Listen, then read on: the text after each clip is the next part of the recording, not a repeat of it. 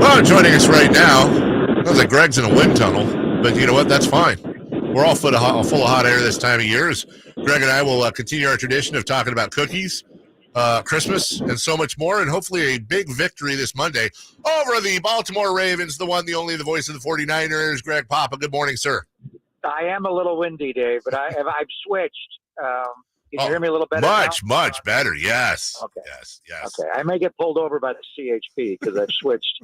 Whenever I get in my car and I do it internally in the car, for some reason I turn into Darth Vader Raider all over again. I'm not sure. Now I got to get that cleaned up. So, and I put my AirPods in my trunk in my bag. I'm driving down to Levi's now. So if I get pulled over, This is your fault. Well, let me ask you this: do you have to duck low here? I'm good. Do you have it pressed to your ear, or maybe if you put me on speakerphone? I'm wondering if you would look less. We don't want to. Okay. We don't want to do that. Okay, as long as you can hear me loud and clear, we're good, right? I very much can. Before we get started, I did think of you. On one hand, the 49ers are playing Monday Night Football, a big game, all the storylines we're going to get to. On the other hand, my guy Greg is Gucci out of cookies and the whole thing. You're working Christmas Eve, Greg. Yeah, and Christmas Day. Yeah, both. Excuse me. Well, you know what's hard about like last year we played Christmas Eve against Washington, and it was perfect. Game's over at like 5. I went home and watched the Raiders lose in overtime to Pittsburgh, or late in the game to Pittsburgh, and had Christmas Eve, and it was a norm. Then Christmas Day itself, you're off the game, and that was I think that was a Saturday. I'm not even sure, but this one pretty much takes up all of Christmas because you got to get. To me, though, the heavy workload is really the 48, 72 hours before the game. I've been watching Baltimore all week and getting into it, but I'll start tomorrow morning heavily and sit at my desk and do all the notes and everything, and then. It's nice to be able to, go watch practice on Saturday, which is like a Friday practice, and then Christmas Eve, watch the walkthrough. So that's one of the things I'm going to ask Kyle is just playing on Christmas because you got so many hours on Christmas for the staff and for everything.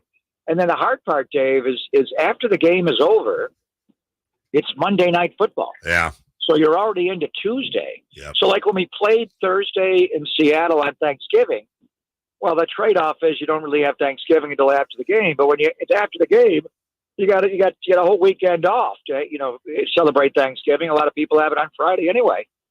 But this week is you got to work all the way up till Christmas, including Christmas Eve. And the players got to stay in a hotel on Christmas Eve for even home games. Wow, they got to go into a hotel. So it's just a different feel. And then once the game's over. It's not like, let's celebrate Christmas now. It's like, damn, it's already Tuesday and we got to play in Washington on Sunday. And I know they're having a hard year and maybe mailing out, but they don't think they want to beat the Shanahan. So anyway, this is one of those Christmases where maybe we'll celebrate it on Valentine's Day when we have a parade in either the South Bay or the streets of San Francisco or.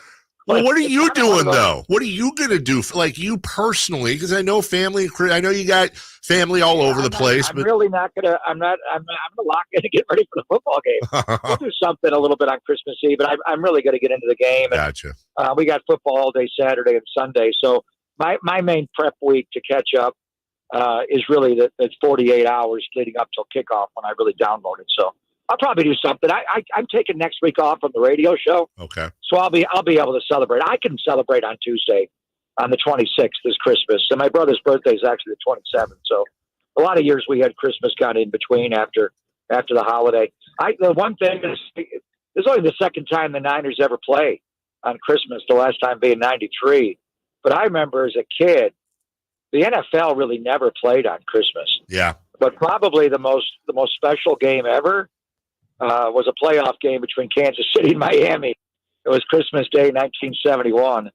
Longest game ever. Ed Podolak of the Chiefs had a huge game. And it was Miami wound up winning in overtime. That was, on their way to a Super Bowl lost. And the next year they were undefeated. But I remember that Christmas as a kid. And we got our Gucci cookies. But I remember being really mad at my Aunt Marie that she made us go over and have Christmas dinner at her house that one year. My mom always hosted Christmas dinner, Mama, Papa.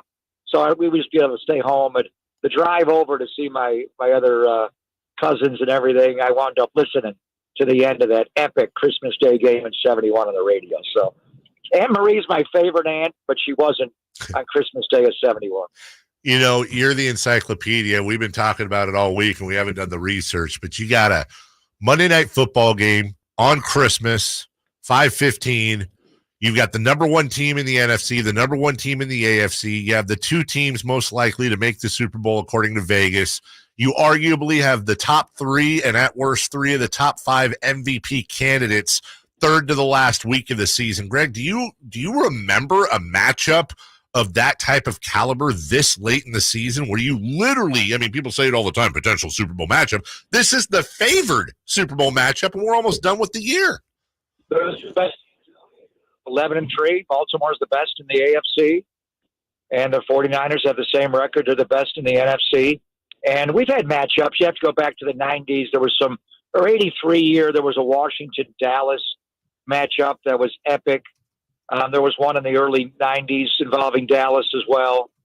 But the fact that you have it on Christmas night, the NFL didn't play games on Christmas. They tried to stay away. The NBA owns Christmas. You just didn't think you could do ratings, but now that's all changed. Yeah. And look at the ratings on the three Thanksgiving Day games. The Niners-Seattle actually got the lowest rating of all. The two highest rated NFL games this year were Washington-Dallas on Thanksgiving Day, and that was a blowout. And then Green Bay beating Detroit in the morning game, 12:30 on the East Coast. Those are the two highest rated games of the entire season. Buffalo, Philadelphia was big. The Niners, Philadelphia was big. But in any event, this perfect storm.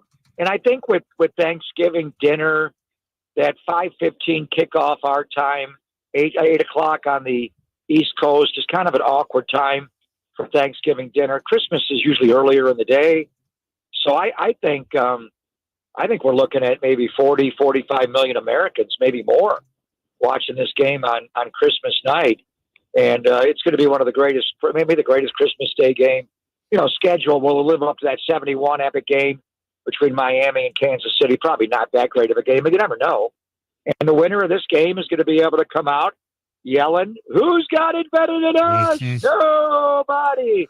And then, you talk about Brock and Christian and Lamar, and the winner of this game, if they stat out, is going to be on the best team in the NFL and, maybe the best player, and you could win the MVP.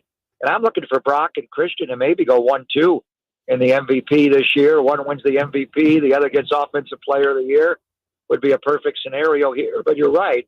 As far as pure, big-time, late in the season game, two records this late in the year, and to do it on Monday Night Football and have it be on Christmas night, that's never happened before.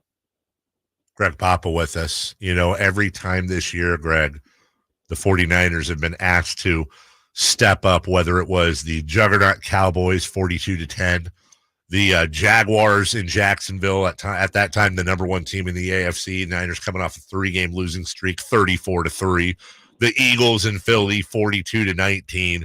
I'm sure the Ravens pose a different sort of threat in a certain way, but in your opinion, do the Ravens pose a bigger threat to San Francisco than any or all of those three teams? The stat sheet says yes. Mm-hmm. And they're line by line. They're 11-3, but in their 3 losses, Dave, they were there with 2 minutes to play in the game. They have led almost the entire games. It's historic how many minutes they've led. They've never trailed, so they've had to play their style of football. So when you look at it all, they have dominated their opponents more so than any team the Niners have played. And it equal, maybe not in the total margin of victory, the point differential, but when the Niners win, they crush people. So I would say yes, but let's get on the field and 100 yards and 53 and a third, and let's play and let's see. Let's see if they have the team speed to match up with the Niners in space. Let's see if they can, really shut down the running game. When they've lost, they've gotten run on. And I think the Niners can run on everybody. Let's see if the Niners can shut down their running game and Lamar. It's a different running game than Arizona. Is Javon Hargrave going to play in this game? There's a lot of factors. So when they played their opponents, they've been dominant. and their offense is much better. I mean, on the stat sheet, this is the Niners offense that really, to me, is the best in football. Miami's scoring more points per game in Dallas, but outside of those 3 games, Trent and Debo and Brock was hurt, and we had McCaffrey with an oblique, and they scored the 17 points. They're still averaging over 30 a game. Baltimore's number 1 in the NFL in allowing points, 16.1. But they've given up. Cleveland got 33 on them. The Rams scored 31 on them and lost in overtime. So to answer your question, the stat sheet says, wow, where are they weak?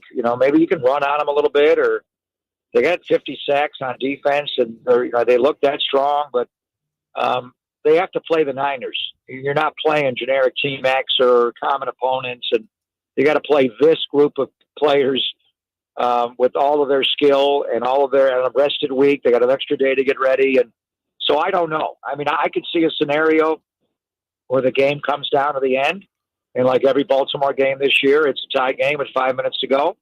Or I could see it, the Niners just trample. They just are too much for them, and they bust, and they drop McCaffrey, and they drop Debo, and Kittle gets open on them, and they got great linebackers. So I don't see them coming in and trampling the Niners. I don't see that. But I'm anticipating a close game, but we've anticipated close games in the past, and the Niners just find another gear, and they just run by teams, literally. So let's just see at the end of it if the Niners really are by far the class of the entire NFL. Most people think they are. I think Baltimore's been insulted that they're an underdog, but they got to come in and show that they can hang with the Niners. As we talked to Greg Papa, the voice of the Niners, to your point, Greg, the Niners are number 3, the Ravens are number 4 in points scored. The Ravens are number 1, the Niners are number 2 in points against. The Niners are number 1, the Ravens are number 3 in point differential. So you're right. Yeah, on paper, it truly is a compelling matchup. I'll ask you this. What worries you most about the Ravens? Their running game.